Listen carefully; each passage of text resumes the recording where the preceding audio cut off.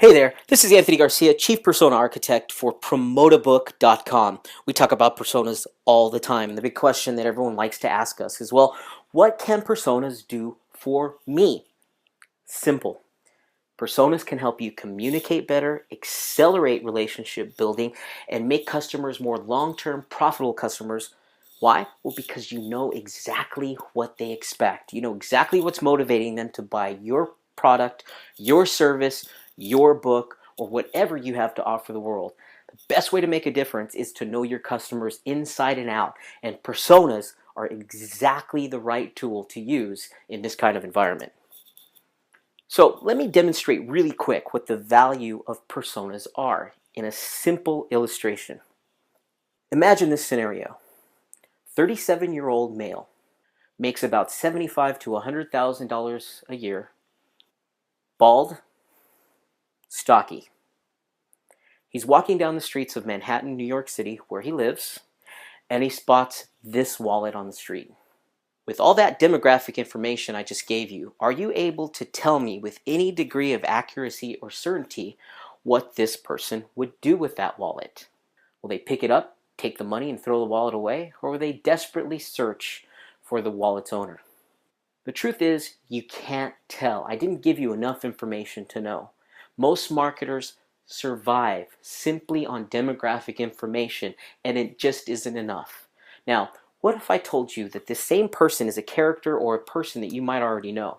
What if I told you the person that ran across that wallet was George Costanza from Seinfeld? It's easy to figure out what he would do. He would go on and on for 30 minutes through the entire episode about what he should do, but in the end, he would pocket the money and he would throw the wallet away. That's the value of personas. A persona is a lot more than just a fictional character. It actually embodies a certain segment of your potential audience.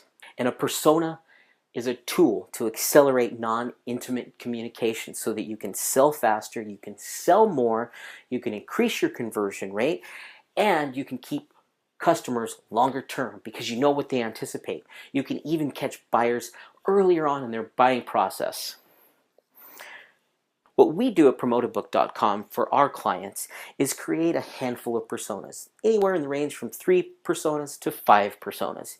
And all these personas, when you knit them together like a web, they represent the entirety of how people are going to react or behave to what you have to offer or sell. They create a net, so to speak, as opposed to just a simple demographic target.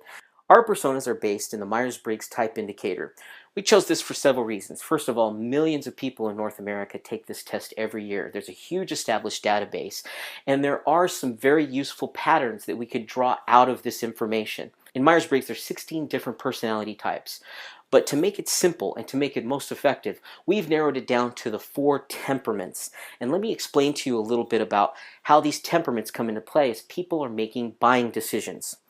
People either make a deliberate, a considered purchase where they take their time, or they make a quick, impulsive, intuitive type decision.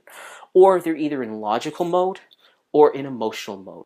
Now, if we break these down into the 4 temperaments as indicated by Myers-Briggs, the NT competitive is our quick, logical buying style. They're interested in the best. They're interested in finding out the fewest facts in the shortest amount of time so they can come to a smart, logical decision. The next is the spontaneous type. They're driven by the experience and the promise of the experience that a product or service or event will bring. Always going to be making emotional and quick decisions. The next is the deliberate, logical. This is a person that buys very deliberately. They do their homework, they do their research, they search for values, they fear paying too much, they're logical, and they're deliberate. Finally, you have the humanistic, who is the relationship-focused buyer. They make deliberate and emotional decisions. They take their time, they consider the consequences, not just on the situation, but on the people that are involved in the situation this purchase will affect. That's why we call them the humanistic, the emotional deliberate. In Myers-Briggs typology, these map out to the NT, the SP, the SJ, and the NF. So how do these buying styles come into play when people are purchasing something simple like eggs? Let me show you. The competitive buying style wants the eggs plus. They're not satisfied with just eggs. They want the best eggs with lutein and more omega-3 added, almost to where they're not eggs. They're super eggs. The spontaneous, that's our quick emotional, remember? They don't want to mess with buying eggs. They just rather have someone else make the eggs for them. The deliberate logical, they're going to research and they're only going to buy the cheapest eggs. Their big fear is paying too much for eggs, so they'll always end up getting the eggs that are on sale. And finally, you have the humanistic buyer, our deliberate emotional buyer, who really takes time to consider the well-being of the chicken. After all, aren't chickens people too? And the worst thing for a true humanistic buyer in buying eggs in this mode is to know that they bought eggs from a chicken that was cooped up in a tight cage. These temperaments also come into play everywhere you look if you know what to look for. Lord of the Rings is an excellent example of some very clear archetypes. The competitive style is very much like Gandalf, who takes on the big beast, who masters the elements, who is a wizard. The SP, the spontaneous or a quick emotional type, is Aragorn, who's the swashbuckling king-to-be, who's always poised and ready and usually wins a good fight. Our deliberate logical, our SJ methodical, is Sam, who is the conscience. He's the Jiminy Cricket of Frodo. And when the series is over, what does Sam do? He goes back to run the infrastructure of the Shire and becomes the mayor. Very SJ, very methodical. And finally, there's Frodo, who is the embodiment of the humanistic, who was the only person probably in the universe that can see value in Gollum or Smeagol, that dastardly little creature that was constantly talking about the precious.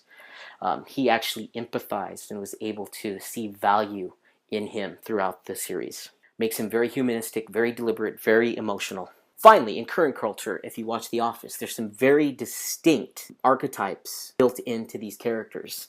Michael is a classic dysfunctional competitive who believes he's the world's best boss. His mug even says it. He believes it, he knows it to be true, and acts that way. It's part of what makes the show so insanely funny. Pam Beesly, who's now Pam Halprin on the show, is very much the quick emotional type, very spontaneous. She let Jim sweep her away for a romantic date in the middle of their wedding day. That's not something most women would do. But she's a spontaneous type. Next is Dwight. He's our deliberate logical. He is methodical. And of course, he runs a beet farm. He's a volunteer sheriff. And of course, he's always wanting to follow the rules and be orderly and keep order and control the office. Very much a methodical thing to do. And finally, the most emotional character on the show is Jim Halprin, who's our deliberate, emotional, humanistic. Courted Pam for years. There was one episode when he was dating somebody else. He spent the entire episode hunting for a specific bag of chips for his girlfriend at the time. It's a very humanistic thing to do. These temperaments also come to play on the web. Let me show you how this works through eye tracking. Let's look at the competitive pattern of web page browsing. The competitive is quick and logical. So look at their style. They're really trying to dive down deep as quick as they can and find the answer they're looking for extremely fast. Now compare that to the methodical, who's also logical but is much more deliberate. Notice how thorough they look at everything before they're able to make a click. Now let's look at the spontaneous. This is our quick emotional. Notice how they're focused on the right-hand panel on the call to action where there's actual pictures of people.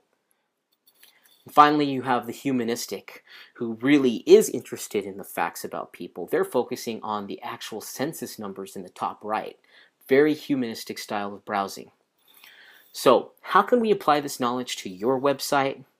Well, I wish I could answer that, but we need to talk to you first. We need to learn about your business, what you're trying to do. Then maybe we can give you some great examples on how persona architecture and how Promotabook.com can impact your goals. Call us if you have any questions or visit us at Promotabook.com. Thanks.